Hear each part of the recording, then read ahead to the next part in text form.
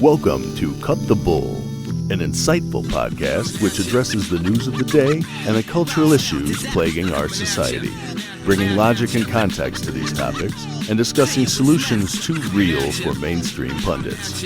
Now, here are your hosts, Charles Love, Shamika Michelle, and Wilfred Riley. Hello and welcome to Cut the Bull. I am Charles Love, alongside Shamika Michelle and Wilfred Riley. Rocking the bling today. What's up with that? Oh, got the cross on. Yes, and we are pleased to be joined this week by Victor Avila. He is a retired supervisory special agent for ICE and author of Agent Under Fire. Victor, welcome to the show. Thank you, Charles. Thank you so much. I'm glad to be with all of you today. So, eventually, people are definitely going to want to hear you tell the story of your book. It's a harrowing tale, really interesting, a page turner, and I just got it, so I didn't get enough time to read it, but it's definitely shocking and interesting. But first, I want to start off with the border. You know, there's a lot going on. It's been in the news every day with the Haitian migrants, and we've been talking about, from the middle of basically the beginning of Trump's administration, all about immigration policy. And people have been, going back and forth about what that should be. And it's, even though that's important, very little is said about what actually is going on down there outside of decrying the ICE agents, whipping people like slaves or putting kids in cages. But, I don't think people get a real sense of what's going on down there other than politicians trying to, posture and make themselves look good. So I want to start with that. You obviously, worked on the border, back and forth in Mexico. You know it well. You worked in Texas. But then since you retired, you've been going to the border on a regular basis. Just came back going again Saturday. So let's talk about that. Let's just talk about what is the crisis, the actual crisis that's going on at the border. And thank you so much. And I think back in March, the first time I went down to McAllen, which McAllen is still probably a big hotspot other than Del Rio, Texas right now. But the first time I went in March and crisis, I'll tell you right now, I think it's no longer a crisis. It is a disaster. It's chaotic down there. There is I have to describe it. I'm looking for new words to describe it. Another word that I use is lawlessness. There is really no enforcement of any law whatsoever down there. And I was frankly shocked when I went in March and I went under that bridge in McAllen. It's another bridge, not the one in Del Rio, which they also had a lot of migrants down there that had just come in from the river.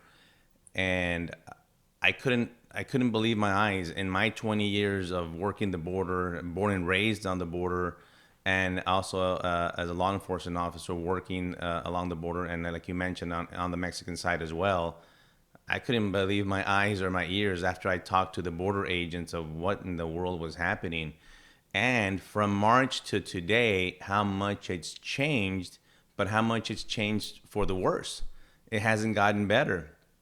I thought, well, okay, we're here now because you mentioned policy, and policy is a big factor because certain policies were in place on January 20th that are not in place right now, and that's obvious. And because of those policies, we have a huge impact of what happens at the border and what the word that travels to the rest of the world. I mean, and I'm going to use a quick example. You saw what happened with the horses just a couple of days ago when the Biden administration allowed the border agents to be border patrol agents. They told them, okay, stop it. Stop the people coming in. So they went and stopped it. And everybody all of a sudden started attacking the border patrols for doing their job. They started accusing them of being racist. They started accusing them of whipping people, everything but enforcing the immigration law, which was the Biden administration. They blamed the prior administration because of all the policies, and they blamed the Border Patrol and ICE and everybody because they hated Trump. Well, why don't they hate Biden? It's the Biden administration that's doing it right now. Everything that Right. you see right now, it's the border patrol under the Biden administration, it's ICE under Biden administration. So you can't have it both ways. But I was down there, and I'll tell you, I stood there by the river, and I did not recognize our country. I'm like, this cannot be happening. There's no way that people are just allowed to come in. And I witnessed the first time I witnessed 400 plus individuals come in, and I talked to the border agents. They were all under that bridge. I said, "What's going on with a group of people? I want to know the process. How does this work? What are you guys doing?" Well, we're gonna put them in a bus right now and take them to downtown McAllen, Texas, and they're gonna go wherever they want to go. And I said, "What?" This is, remember when the facility down there in Donna, Texas, with all the kids and in blankets and those silver blankets and the big mess was going on? I thought they were gonna be taken there, and they said, "Oh no, they're not even gonna be taken anywhere. They're not going to be processed. They're not going to be given an NTA, which is a notice to appear, which is happening again. They're just being released." And I followed the bus, and sure enough, they got off in downtown McAllen, Texas. They went to an NGO, which is a non-governmental organization called Catholic Charities, which is very highly suspect. These NGOs have been working a lot with organizations, not just on the U.S. side, but in Mexico, Central America, all the way to South America. And I got access. I went into this facility that no one is allowed to go in there, but the security guard I talked to allowed me in, and it's highly organized. It looked like a Walmart store in there. They had all the toiletries, all the clothing, and then they had a food for them, and then they clean up, and then they give them their envelope. Back then it was just yellow envelopes, and then they have money in there. They have other documents in there, and then they're gone wherever you want to go. Some went across the street to the bus station. Some went to the airport. They were allowed to board an airplane. I saw them. I've seen them several times board airplanes without any identification. And I thought, wait a minute, what's going on? I talked to the border agent at the airport in McAllen, Texas, while I was going through the line with my boarding pass and my phone with my ID. And I talked to the border agent that was standing there. I said, there was a lot of illegal aliens right past TSA checkpoint. I said, what's going on? I said, how did they come through? He said, oh, they didn't even come through TSA checkpoint. They came in through the back of the airport. And I'm thinking, what? I mean, did we forget 9/11 already? This is a national security issue. It's a public safety issue.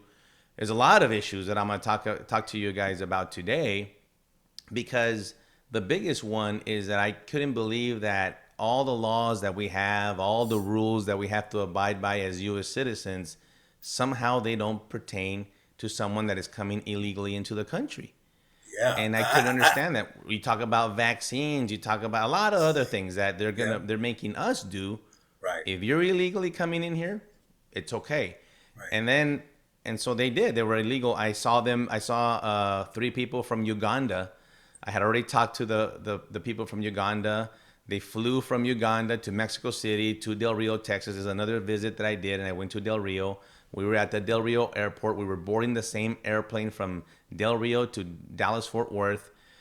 And they didn't show any ID to get to the airplane. And I confronted the TSA agent, and I told them, I just have a question. What did they just show you as a form of identification to get on the airplane? And he didn't want to talk. He's like, I'm not going to address you. I'm not going to talk to you. He got very upset. And I said, I just want to know, because as far as I know, everyone else here has to show an ID except them. And I told him, if that's the case, I'm not going to show you mine. I want to stop you there because I gotta let. Normally Will is my opener and Shamika's my closer, but I gotta go to Shamika because I want to talk about 2 things to come from that. The hypocrisy of, he made a great point early on about the horses and whips. Now, forget about the political play. You know, it was foolishness. But Maxine Waters comes out and says, it's worse than slavery. As silly as that is, let's set that aside for a moment. It's silly, I know. But he made a great point. But it was, it's racist, it's silly, it's slavery, you need to do something about it. But it wasn't Biden's fault. But had, Trump or anybody else been president, the whole term. It was, this administration needs to do X, Y, Z, but she never used the term this administration with this guy. It's just those individual agents who just went That's off right. the wrong That's path. So right. that Shamika. And then the other thing that is said in conservative circles, but you don't hear it mainstream. He mentioned the NGOs.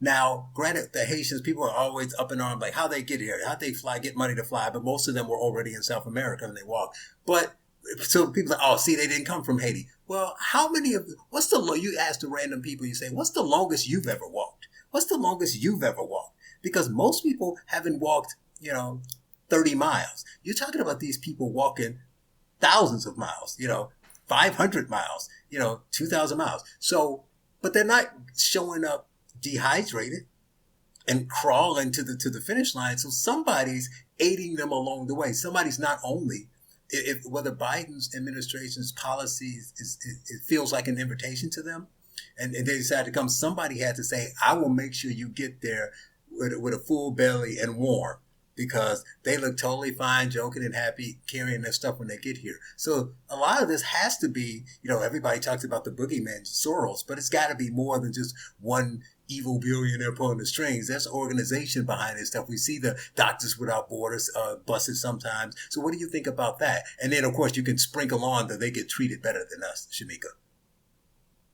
Well, there's a lot. I have a lot of questions, I guess. Right. I already asked you before we went live, where did they come from? How did they get here? But I think I want to know, for people that are listening, because I've been seeing this a lot on social media, why does it seem that they were being treated, the Haitians, differently from, any of the Hispanics or Mexicans that have tried to do the same thing? Why does it seem like we didn't see those type of pictures with horses and reins? And so what do you think the difference is? And do you think there's a difference in the way that the Border Patrol agents treated them? That's a great question, because there's absolutely no difference here. Absolutely none whatsoever. The Border Patrol doesn't care. By the way, you know how many countries have come over through there? Over 143 different countries have been, individuals from different countries have come through our southern border. 143. So if you want to pick on the Haitians, because 15,000 of them came in, obviously they made the news. But we've had thousands of Venezuelans. Nobody said anything about them. Thousands of Argentinians. Nobody said anything about them. And of course, the Central Americans, the Brazilians, the Chinese. You never hear about those, right? But they're also coming in. And to answer your question, why didn't we see pictures like that? Because the Biden administration has never allowed Border Patrol to enforce the border. He stopped them from enforcing. When I was down there in March, they had already stopped enforcing the border. I talked to the agent and said, I told him, when's the last time you were down at the levee at the river? Oh, we haven't been there for weeks. And so what you saw this with the horses, it's called Border Patrol. It's called patrolling the border. And they use horses, they use ATVs, they use boats, they use cars, they use a lot. They have a lot of tools. They use sensors. They use a lot of different tools that they have. The horses is just another tool that they have. But because Biden gave them the authority, because I think the Biden administration just was, right now, they're still very concerned with the optics of how it looks with all these people under that bridge and horrific conditions.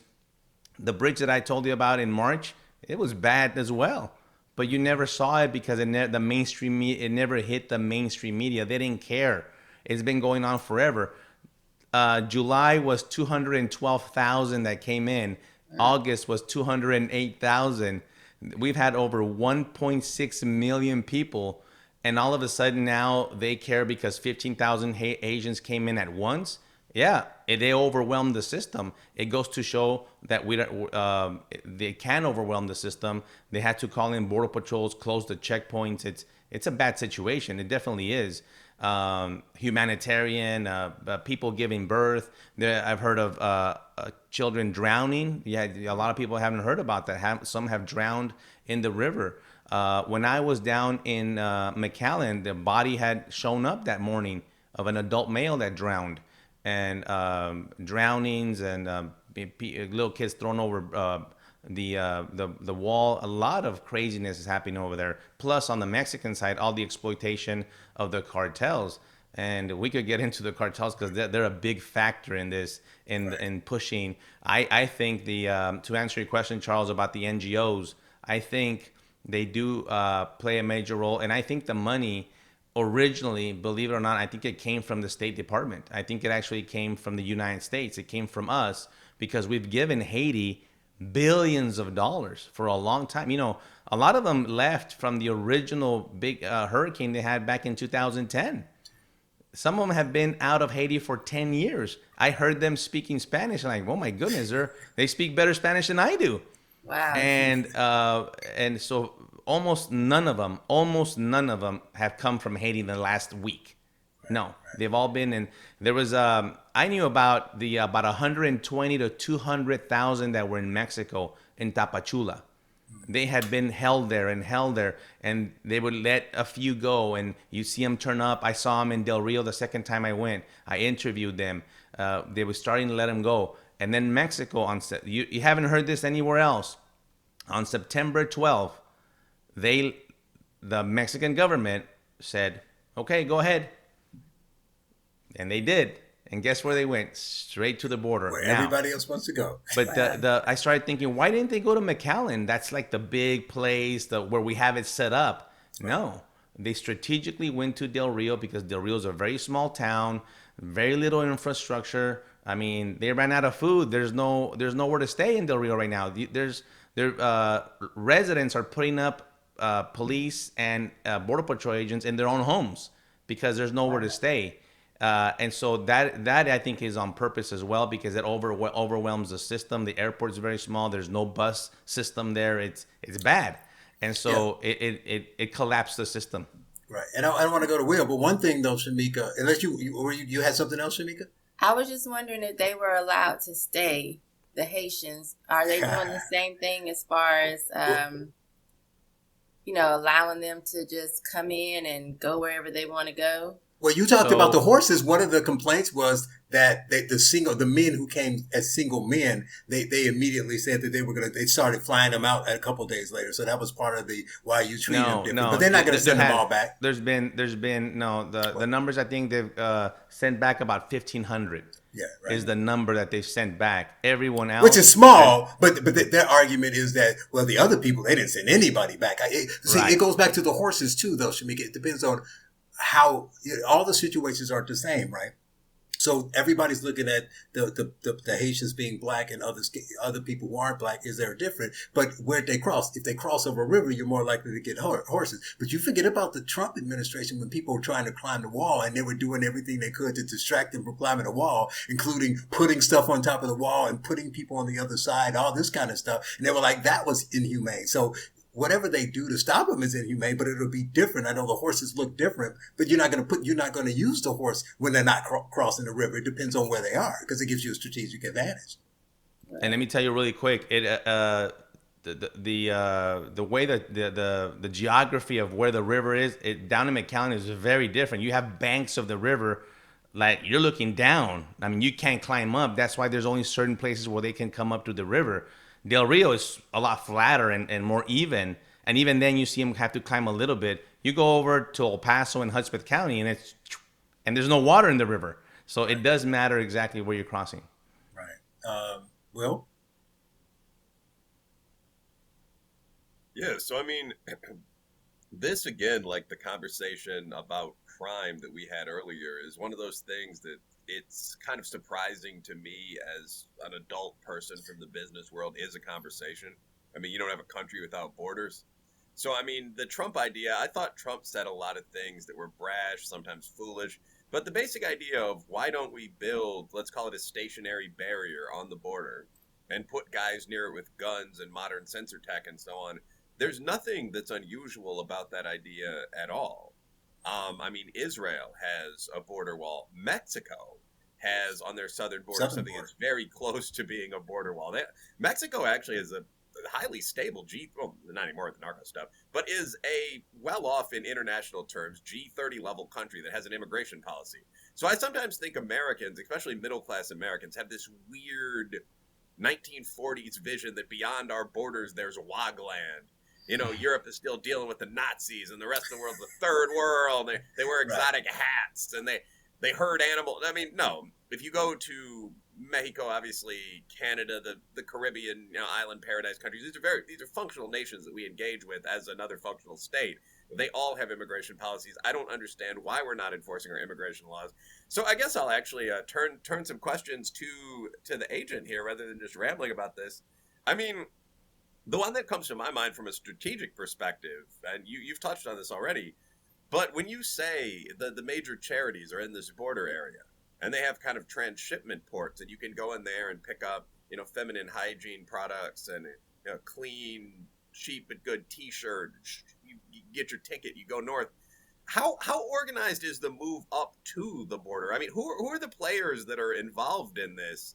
When you see, 15,000 people is a couple of good-sized regiments at least. I mean, that's a major move of human personnel. Who's doing this? This isn't just guys that are deciding one day in the Port-au-Prince suburbs to come to the USA.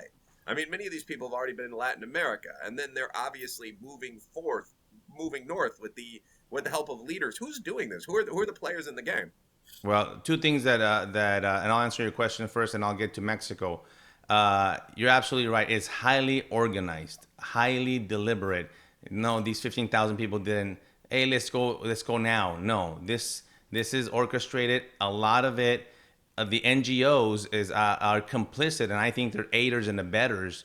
And the unfortunate part is there's a lot of good NGOs out there that really want to help people. We do deal with the illegals that come in, that need water, that need clothing, that are suffering, but versus the ones that a lot of them that are coming from Haiti, Venezuela, I saw them personally. They were pretty well to do. I'm not talking about rich. I'm just talking about they're not starving. They were okay. They had money. They had money to pay the cartels. Remember, let's not ignore that. Every single person that you saw there had to pay the cartels in Mexico some amount. There's no way around it. The cartels control that. And that's another reason why they came to Del Rio and Ciudad Acuña on the other side, because there's still a conflict between two cartels on that side. The plaza is not owned by one cartel, and it makes it easier for the migrant. It's actually safer for them. And so I think that's another reason why they picked that area to come through. Who's behind it? Who's funding them? I don't know. I'll tell you, it is funded by people that have a lot of money, because these people are able to fly into the country. Like you said, Charles, they're not walking. Remember when they used to walk from Guatemala down and they were in the caravans? None of that is happening. These people are flying to Mexico City. But even that caravan was funny, because I would wonder about, what kind of gate do these people have? Because they would show them, watching, here comes the caravan, and they'd be like in Guatemala at 9 o'clock at night. And then at 10 o'clock in the morning, they're in Mexico City. I'm like, how fast are these people walking? Yeah. Somebody's got to be moving them when the cameras aren't on. And then the buses. I mean, there was like 30 buses in Mexico, full of them. They were driving them. They were driving them to the border. And this is the part that I want to mention about Mexico. This is what President Trump did. He talked to Mexico, and he had the old chit chat with everyone has that friend one time in your life. Your friend starts acting up for whatever the problem is. Your friend, they're either drinking too much, whatever the problem is. You have to get your friend and say, hey, cut it out. And sometimes you have to be that good friend. We need to do that with Mexico right now. Mexico, there's not an ocean there. It's a country that, you're absolutely right, has strict immigration laws. All the people that are here are also illegally present in their country, and they're not exercising or enforcing any of their laws either. So we need to remind them, like Trump said, you know what, I'm going to start, putting up the tariffs. I'm going to raise the tariffs on you. I'm going to place tariffs on things that didn't have tariffs. I'm going to designate the cartels as foreign terrorist organizations. That would devastate Mexico, which I'm a big proponent of that. I write about that in my book, because I think these cartels are terrorist organizations. And so this was a well-orchestrated negotiation that Mexico reacted and said, okay, we're going to help you from stopping the flow. But then, of course, that all went away, and we're not getting absolutely no cooperation. I don't understand why don't we have anyone in Mexico right now, not just from the Biden administration, someone from the Texas governor's office, please go over there and say, hey, stop it. Help me help you, because it's not benefiting anybody here. Right, A lot of the Asians, by the way, you asked, some are being deported, very little. A lot of them ran back to Mexico once they saw that the airplanes were coming. And I'm not going to get, I don't want to go back to Haiti. Believe me. Right, that's the thing, because they didn't come from Haiti, but they're flying them to Haiti. Getting deported back to Haiti is probably the worst sentence that they could get, because they've been in Chile for 4 or 5 years. And so it's devastating for them. And so some obviously got deported. Some ran back and are in Mexico now. And then right now, a lot of them, thousands of them, are being dispersed. They took them to Brownsville. They took them to El Paso to process them. And they're going to release them because the catch and release is still in effect. Well, I want to give a quick vacation tip. Will was talking about how Americans, they have that hubris, and they act like we're special and everyone else is still stuck in the 1800s. But I remember once telling somebody I was going on vacation, they said, where? And I said, Mexico City. And they're like, oh my God, you're going to die. They're like, you don't go to Mexico unless you go into the ocean. I'm like, Mexico City is one of the most advanced cities. It's the largest city in North America. What's wrong with you? They said, and they were like, what was it like? It was great. I stayed at the St. Regis. That's right. I love Mexico City. Yeah, Mexico City's awesome. So my tip is you all should go to Mexico City. No, you're not on the ocean, but I'm telling you, it's fabulous. There's stuff to see. There's history. It's great. But I want to talk about, Will and Shamika and I talked earlier about, and when we talked a couple of times, we talked to people and it comes up and we talk about the policy, the immigration policy. But, you got an agent and someone who's been on the borderline. I want to talk about what they see, because all we hear in the media is all the bad side. The horses and whips, the tough talk from Trump, the border wall. These people are all just maids and agricultural workers just trying to farm and make a living, which the vast majority of them may be. But when you import 1 million people in 1 year, if 10% of them aren't, you got a problem on your hands. All right. So talk about the things you see. I mentioned before that I spoke with Jaco Boyens, who was a passionate fighter against human trafficking, and the numbers he gave me freaked me out. I thought I knew the numbers, and the numbers he gave me were crazy. And it made me think about it with the Haitian thing. With the girl who's been in the news, the Gabby woman who was missing, and then they found the body. And it became this fight over, how we don't care or respect black bodies, right? So this one white girl goes missing, and the whole world, it's in the news all over the place every day, and that's unfair. But they say black people go missing all the time, which is 100% true. I wrote about it in my book. Just women alone, 60,000 women in the last 10 years, black women, and nobody says anything about it. And they're true that the mainstream media doesn't talk about that. So they turned the light on them, not realizing they were also shining a light on themselves. Because my point was, well, you didn't say anything about it until the one white girl got highlighted, and now you're mad, and now you're flashing in your face. Well, what about this, Lisa Smith? What about this person? But you didn't say anything about it, and some of these people had major platforms. But you have to multiply that number if you're talking about trafficking. It's 250,000. It's like, and this is not, just class or race or anything. It's all kinds of people. Then there's terrorism. We don't know how many people, but why wouldn't a terrorist try to come through a porous border? That's right. There's the cartels, there's crime, and what it does to those border communities, right? Where you got all these people going back and forth. So talk about some of the things that you've worked with, and working with other agencies, and what people actually, and talking with the Border Patrol, what they see every day. Of course. And first I'll start with this. There's been a huge shift in my career when the economic migrant. We're talking about that migrant that has no criminal history. They're good people. They're just here illegally. That's it. And they do want to come and work at the restaurants and in the service industry and all that. In my career, I encountered them a lot, and they wanted just to do that. I just want to better my family, and I want to work. Let me tell you where the big shift is right now. The ones that I've talked to, the same migrant that has no criminal history, that just wants to come over, the majority are no longer saying, I want to come over to work. They're saying, I'm coming over because first Biden invited me, and I hear that the government is giving the money away, and I hear that they're going to take care of me. That's a huge difference. That's a huge, and to me, like, wait a minute. And I hate to pause you, though. I could respect the work, you know? Right.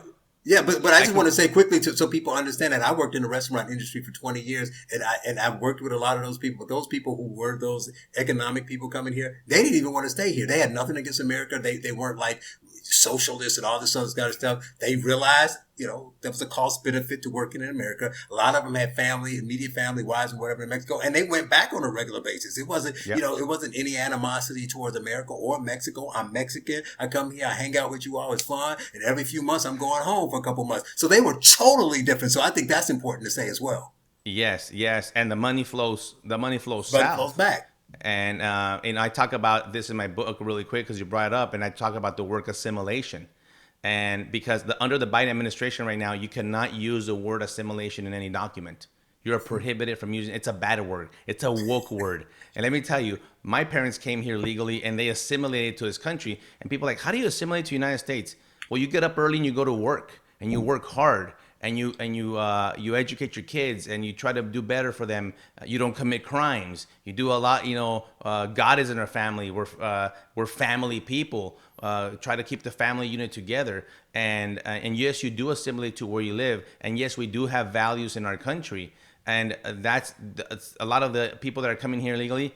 They don't want to do any of that. You're right. They don't want to be. They want to have Guatemala in New York. They want to have Honduras in Nebraska. They want to have their country in this country, and you can't have your cake and eat it too. It doesn't work that way. They tell me, well, I'm fleeing because there's so much crime, in Guatemala, the gangs, and in Salvador, and it's terrible. And my answer is, we have a lot of crime here. Go to Chicago, go to St. Louis, go to Baltimore, go to LA, go to New York, go to Dallas, Texas, that list go is to getting Austin, longer. Texas. We have a lot of issues in our own country, but anyway, that's one of the shifts that I've seen. The other thing I want to talk about, because I'm a subject matter subject matter expert in human trafficking. That's my thing.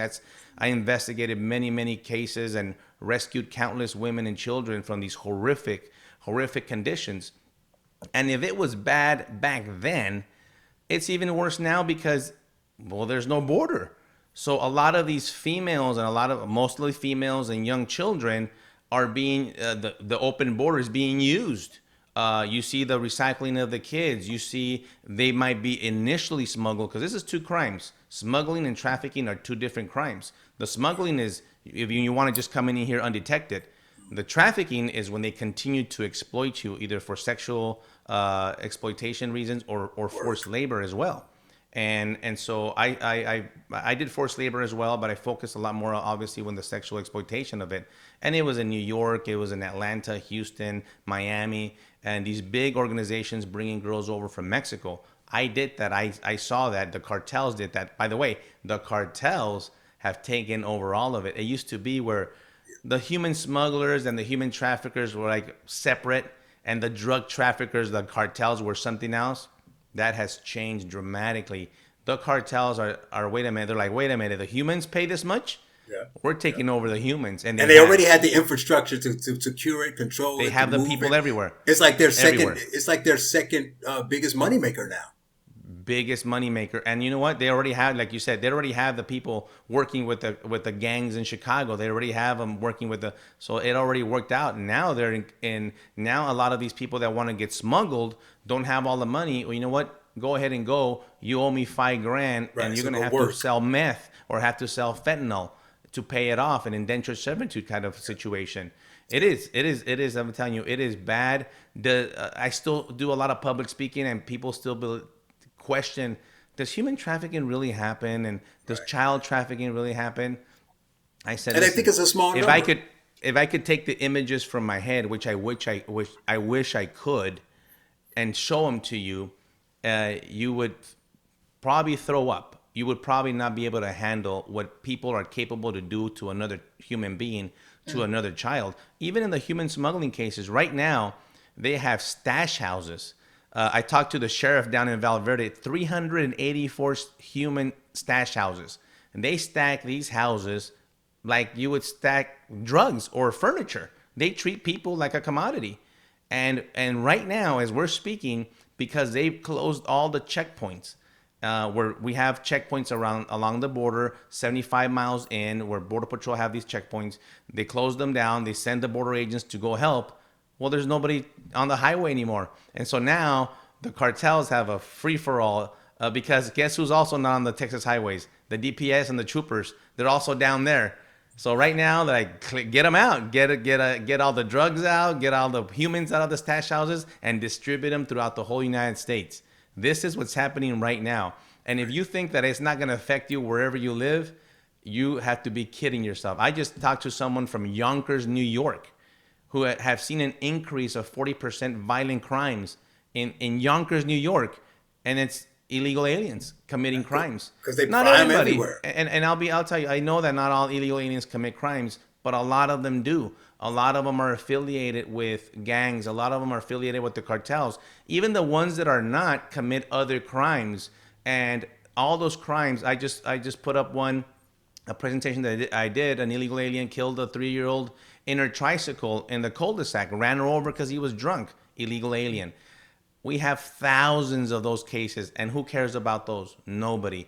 But the people that become victims at the hands of these illegal aliens, they wake up at that time, right? But that time is too late. You already became the victim of the crime. That's why I go around trying to get people, and thank you for giving me the platform to wake people up and saying, listen, the crisis might be down there and you see it, but guess where they're coming?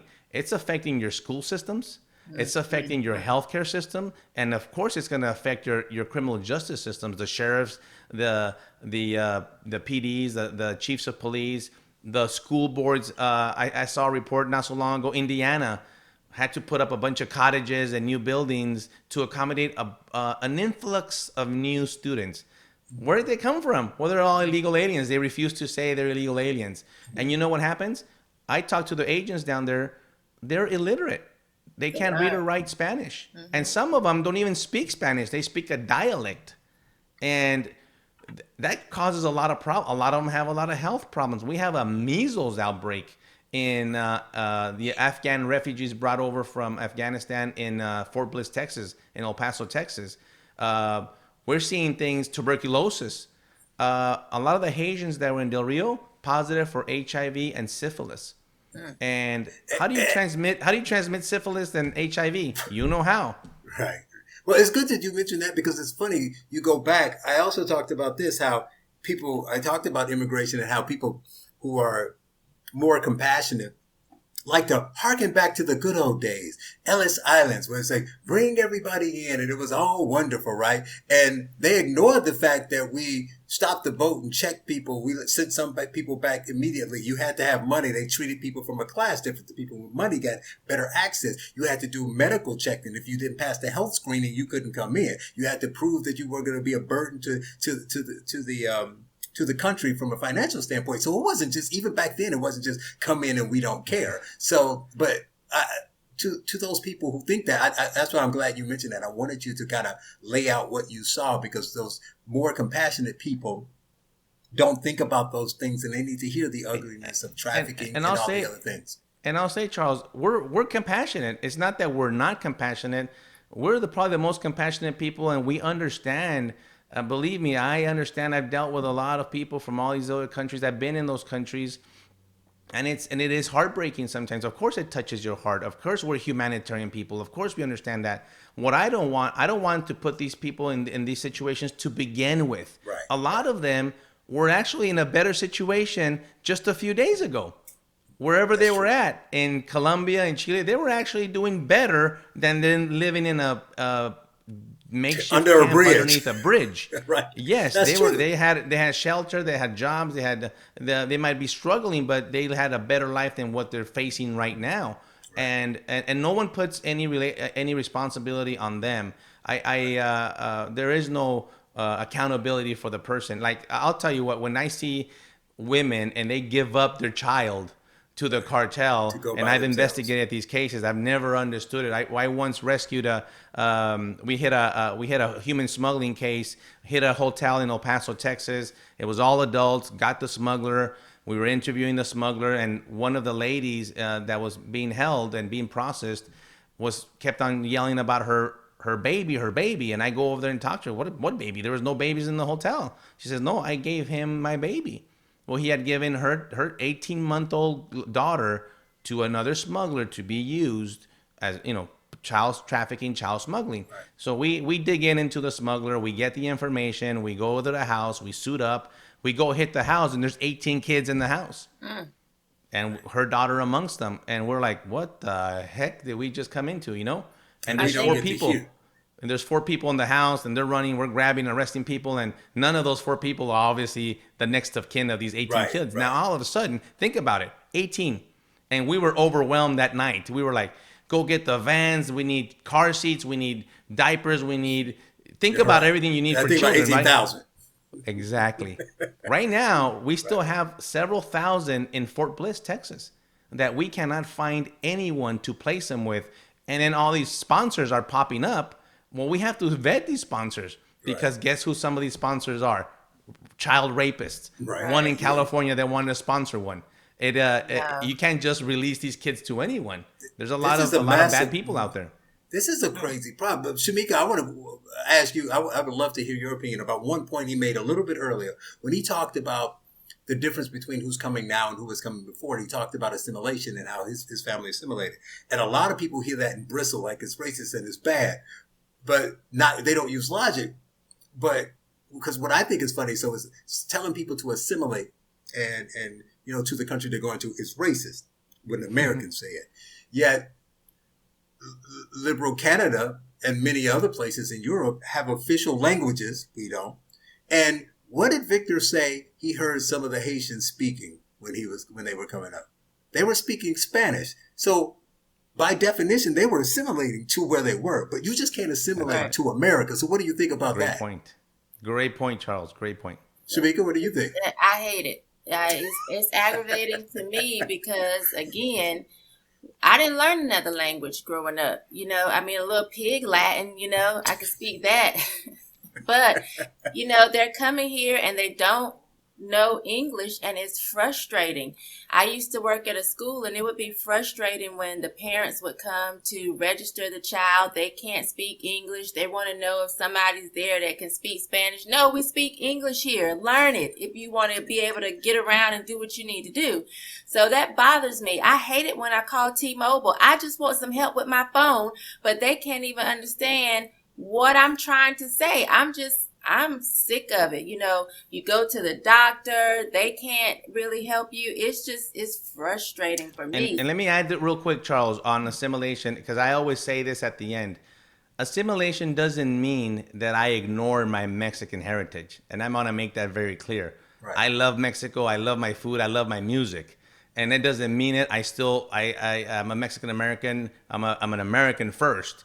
But I don't ignore where my parents came from. I don't ignore any of that. And as a matter of fact, I embrace it. It makes me the person that I am.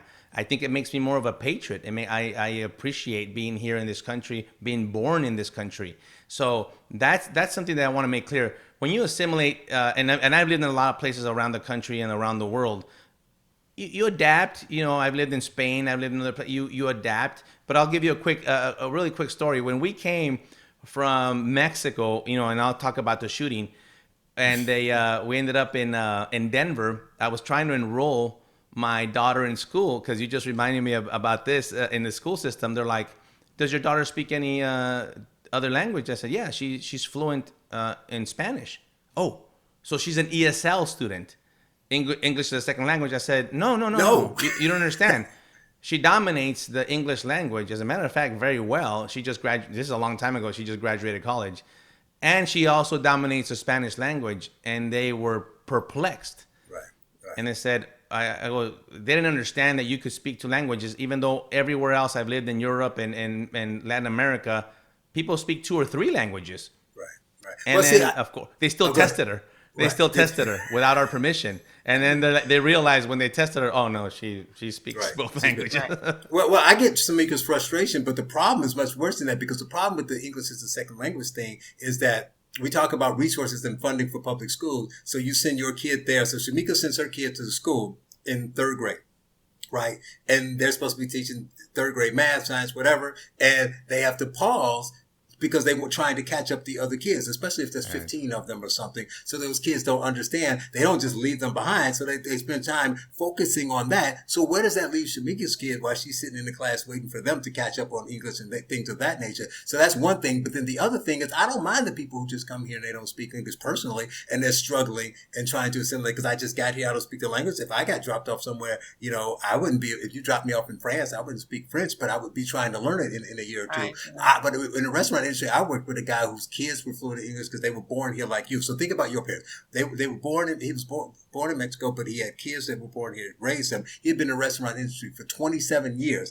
So working, whatever, dealing with people and just didn't want to work. I listen to my Spanish radio stations. I don't need to learn it. Never really learned English. But I mean, you've been here for 30 years. Your kids are fluent in English and you just refuse to learn it.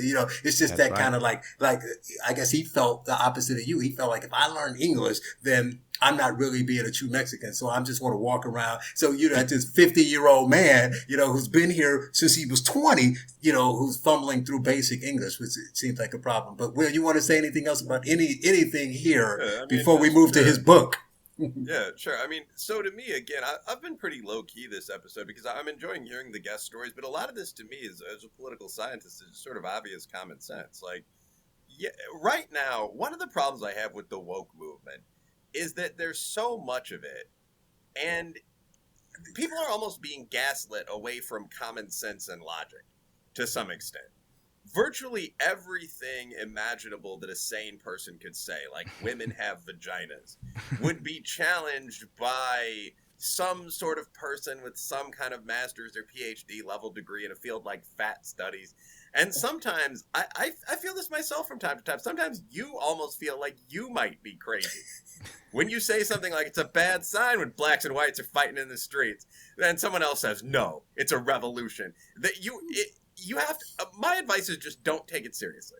If people say things that sound like the opposite of obvious common sense that you would hear from an engineer, an army officer, or anyone who actually knows their job, just ignore it.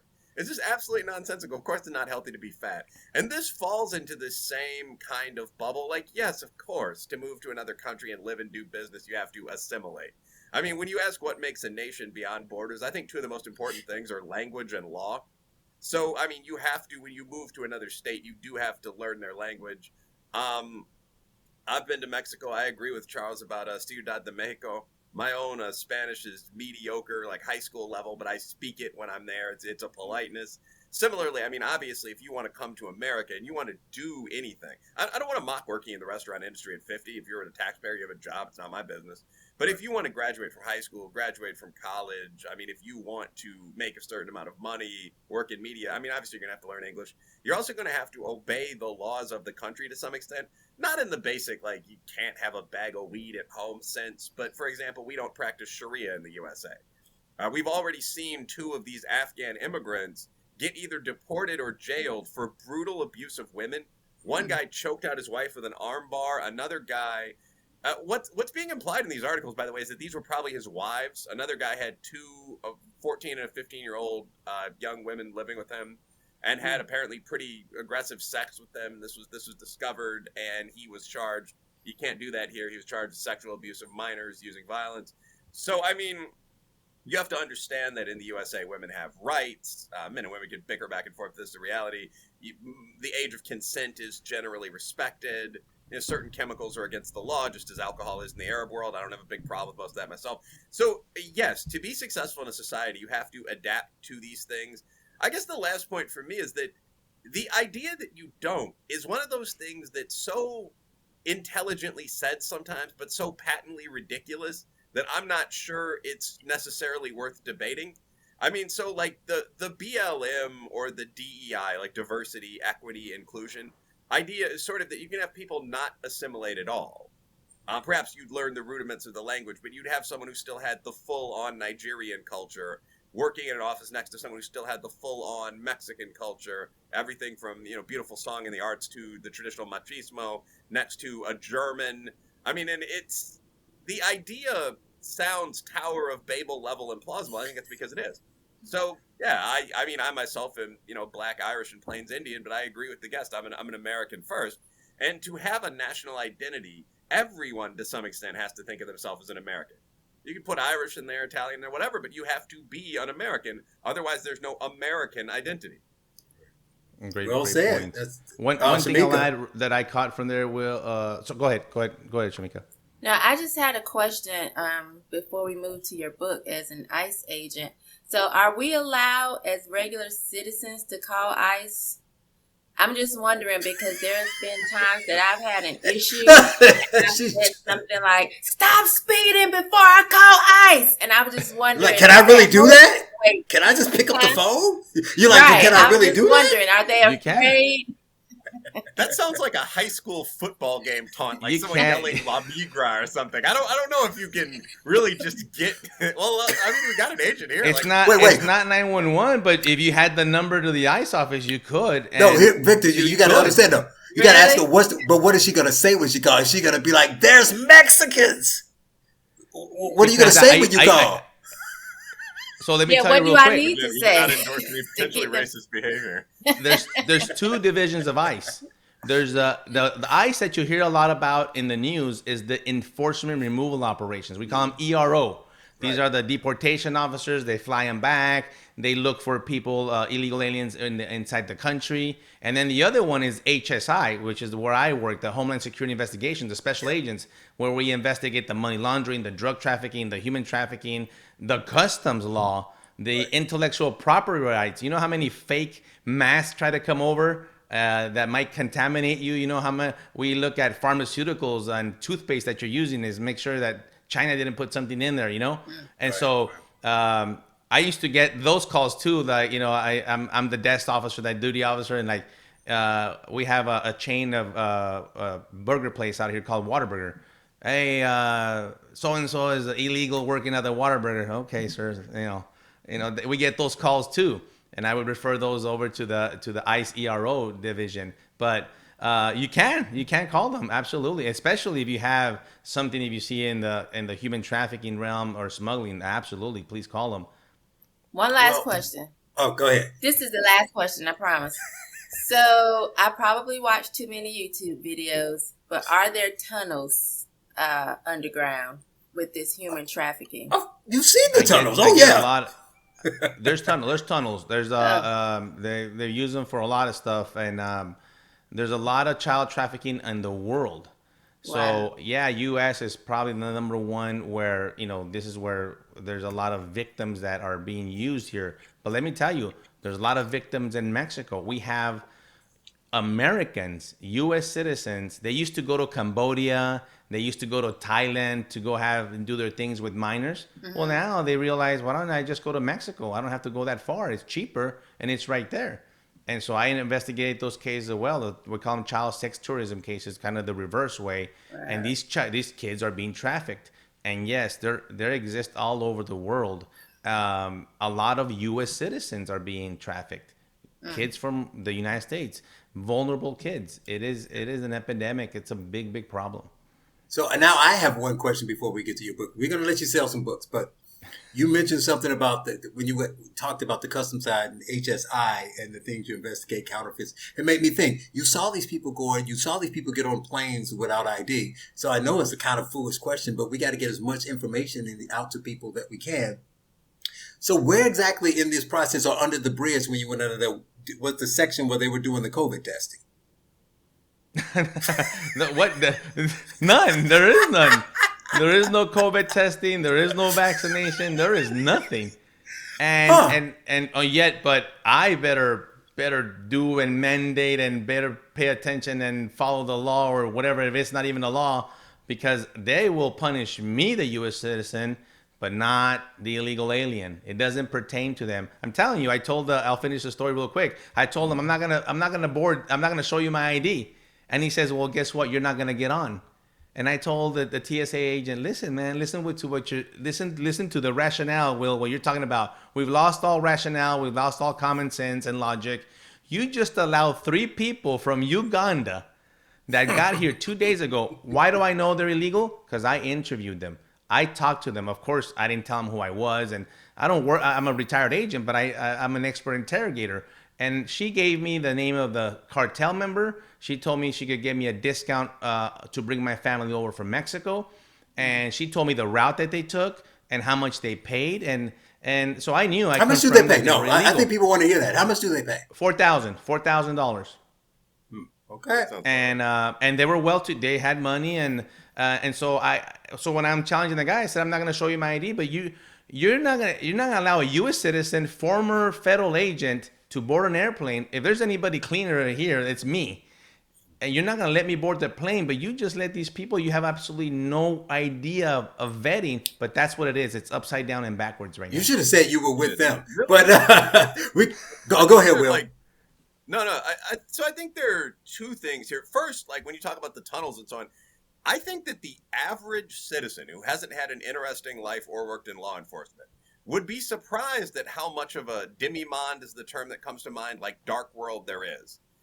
Even just working in mildly edgy businesses like nightlife in Chicago, I mean, you became aware that there were like multiple massive escort services in the city, all of which still exist, by the way. Like there were fight clubs in the city. This guy X lived in a sky-rise building and had 3 kilos of cocaine in his apartment. And I would imagine that all of that times 5 exists in that border world as you get north from Mexico City, and as you have a lot of what's narco-controlled land. Will, so, I'm getting chills because you're taking me back when I would literally warp from that world. I couldn't believe what I just witnessed at work or work that day. And all of a sudden I get home, it's 8, 9 o'clock at night. I'm driving home. I'm literally warping from that evil world, that dark world that you described. And now I'm with my kids and my couch. It didn't make it. As a law enforcement officer, sometimes you struggle, and try to separate the family life from the professional life. But it's absolutely true. People have no clue what's happening in those types of situations around the country and the world. I think that's why people used to wear war paint. It's a transition from anything, and even on the flip side, if you're in the gang scene or you're someone organizing a rave or something like that, like you're going to go home to your girlfriend who's a nurse's assistant. Like most people aren't bad people. Like if you're a warrior, which either one of those would fall into, although only the officer would have soldierly training, you're not a warrior all the time. So, I mean, how do you get that mindset going? That's why, the chants and the decorations and so on existed for all people throughout history, the Aztecs and so on.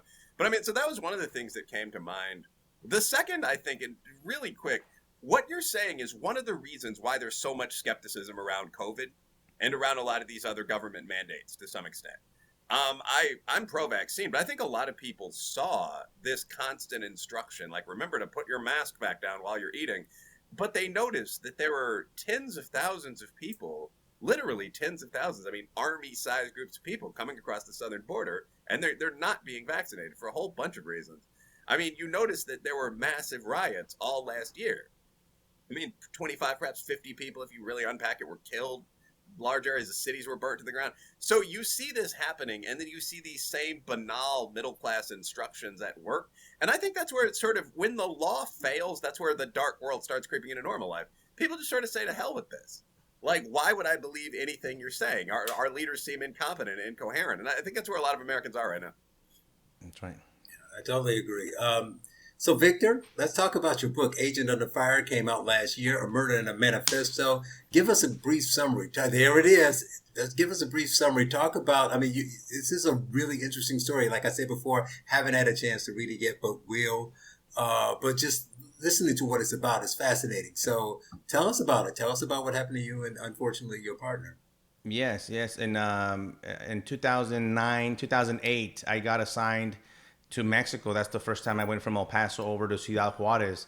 That's when Ciudad Juarez was the most dangerous city in the world. They were killing about 350 people a month. And we had 2 ICE agents at the U.S. consulate on the Mexican side, and they needed help. And so I went there. That led to my permanent assignment in Mexico City at the U.S. Embassy, and worked a lot of human trafficking, a lot of money laundering, arms trafficking. But my big focus was human trafficking.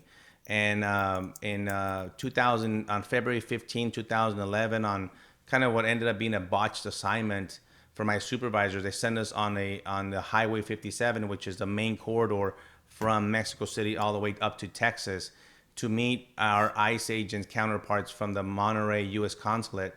and we were going to go pick up some equipment from them. We did. On the way back, we were ambushed by two SUVs with 8 shooters that were Zeta cartel members, and pushed us off to the side of the road. We were in an armored vehicle, and there was a lot of commotion that happened. They knew that we were Americans. I told them we were Americans at gunpoint with AK-47s, with our hands up inside the vehicle. Told them we were Americans. We were U.S. Embassy employees. We're U.S. diplomats, and they didn't care. They had evil in their eyes. In a lot of commotion there, my window was rolled down. The armored window was rolled down 2 inches, and they were able to introduce an AK-47 and a handgun by my head. I rolled the window up. It caught both barrels of both guns, and there was a lot of struggle there. And without warning, they opened fire into the cabin of the Suburban, striking Agent Zapata, who was at that point at the driver's seat. He had just been on the driver's seat because I had been driving to and also back back to Mexico City, and he had been driving for about 15 minutes, and he got struck multiple times on his side and lethally with the AK-47 round in his leg. I got shot once in the chest and twice in my left leg, and so if anything, I'm here because of the grace of God. And so there's a lot. It was a very violent ambush. They shot over 100 rounds at us. They destroyed that Suburban. I put some pictures in the book of the scene and of the Suburban, of how it ended up. And I describe, and the book is, at first you'll learn a little bit about me. I'll tell you, I'm going to give you, for people that say that human trafficking doesn't exist, I'm going to get, it's a horrific case of human trafficking, but it's a great example of a case that I worked from Mexico and New York. I have that in there. I have a drug case that I worked, and another one's a couple of just examples of people that I worked in my career, and then my assignment in Mexico, and then I go into detail. You're gonna learn a lot about me, about my family, and I don't hold back. I share everything in detail, and then and then the aftermath of the shooting, which is really bad. Obviously, this all happened under the Biden administration. 2 of the guns used against us were part of Operation Fast and Furious. So that goes into effect. I talk about that, and then give you the update. When I started finishing writing the book is when all the riots were happening after the George Floyd. I give my 2 cents there about policing in America and what's happening. And then the second half, which I refer to as a manifesto, is all about border security. And because after the shooting, I kind of went through an identity crisis, and I kind of started getting known as the guy that got shot or the guy that survived, and it kind of does something to you. The administration didn't want me back, and so I lost my job. They didn't want me back, so I ended up taking a medical retirement, and I started thinking, you know what? I'm more than just an agent. First of all, I'm a husband, I'm a father, I'm a son, I'm a brother. Yes, law enforcement identifies with me a lot. Even my family members would see me like that. How could you not, right? So many years with a badge and a gun, but I also have a lot of expertise, and I did a lot of good work, and I was able to take a lot of bad people off the streets, and I was proud of that. I'm proud of that. I was a hard-working agent. And so I say, you know what? I'm going to tell people this is the deal with the wall. This is the deal with asylum. This is the deal with sanctuary cities. From a person that's been there and done that. This is all the issues that we're facing with illegal immigration, the cartels, and around our country, what's happening. So I break that down, and I think it's an easy read. If you go through it, you'll go through it. If you're a fast reader, you'll go through it in a few hours. I'm a slow reader. It took me a few hours. I just had a very great compliment from a man yesterday. He says, I never read any books. I don't read anything ever. And I heard you speak, and I bought your book, and I read it in 4 days. I'm a very slow, and he says, I couldn't put it down because it just kind of flows with all the cases and, of course, the shooting. And then when it comes to border, you're going to think that I wrote it yesterday. I mean, all of the stuff that we talked about today is in this book. Unfortunately, it's still happening because our elected officials, by the way, on both sides, are not doing anything about it. And I'm very vocal about that as well. I want everyone that has the authority, the power to do something, and they're not. Yeah, we know the Biden, but the administration? What about the state of Texas? What about all them? Right. Well, that's been a great conversation. He is Victor Avila, a retired supervisory special agent with ICE and the author of Agent Under Fire. Pick up that book. It's been great having you on. Thank you very much for your time. Thank you very much. You can go to agentunderfirebook.com. God bless the U.S. of A. Land of the free and a home of the brave. God get all of the praise. I got a country to save, cause I'm Patriot J and I'm saving a day.